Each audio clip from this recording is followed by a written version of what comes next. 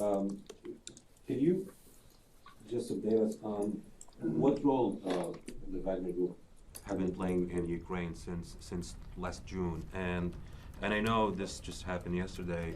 Do you think there's going to be implication on the group's future role, especially in Africa, after Prigozhin and maybe the second man in its hierarchy is, as you said, got killed? So a few things. As it relates to Ukraine, their role as a combat force has largely, it's for all intents and purposes, no longer a factor on the battlefield in Ukraine.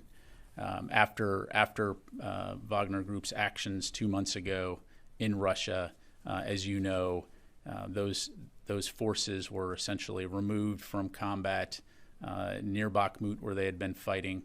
Oh, by the way, and we've said this before, the Wagner forces essentially were Russia's most effective combat forces on the battlefield.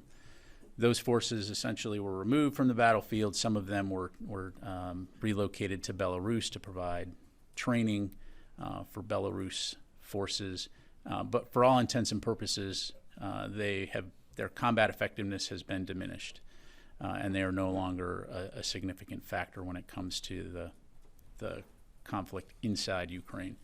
As it relates to Africa, we'll see.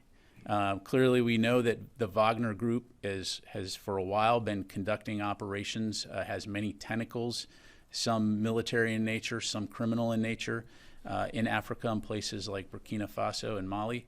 And so, I don't think anybody's going to discount the potential for danger when it comes to that group or the remnants of that group. So we'll continue to keep a close eye on it.